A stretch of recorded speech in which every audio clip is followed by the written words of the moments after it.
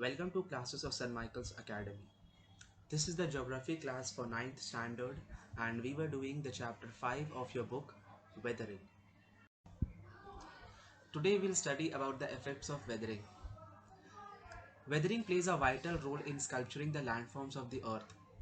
In the previous chapter, we studied that fold mountains are continuously eroded to form residual mountains.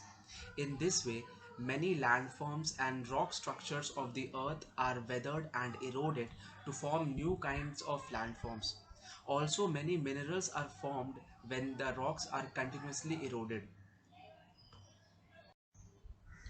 The term mass wasting is associated with the process whereby materials are transported naturally from the surface of the earth down a slope by the force of gravity.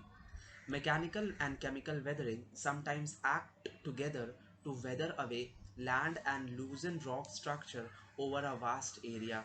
So, mechanical and chemical weathering work together and they cause the rock to lose their rigidness and ultimately those rocks are eroded.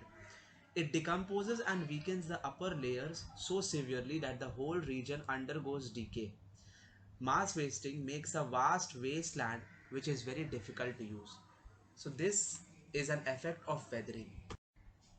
An outcrop or rocky outcrop is a visible exposure of bedrock or ancient superficial deposits on the surface of the earth.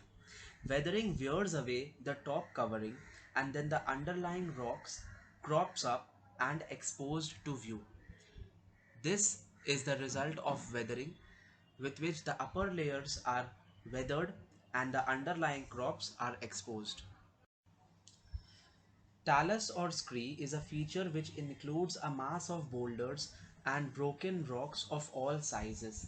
They accumulate at the foot of a mountain. They are weathered rocks and roll down under the action of gravity. This happens due to the weathering process, due to which the mass boulders and broken rocks are accumulated at the foot of the mountain, which makes the land just above the accumulation steep and sloping. By weathering of mountains and rocks, it helps the miners to find mineral ores such as tin, aluminium, manganese, and uranium. Chemical weathering in tropical region is responsible for the formation of laterite. So, with the help of weathering, what happens? These mineral ores are naturally exposed to the human eye.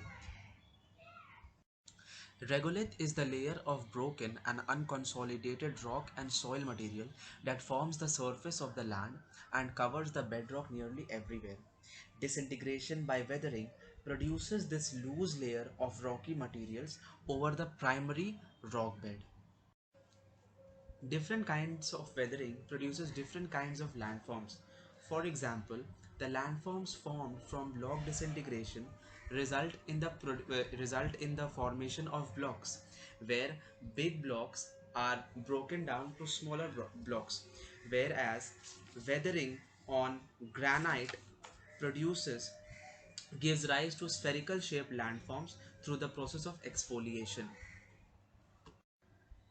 Last but not the least, weathering and continuous weathering increases the fertility of the soil because it makes the soil fragile and porous, means it becomes airy and favors plant growth.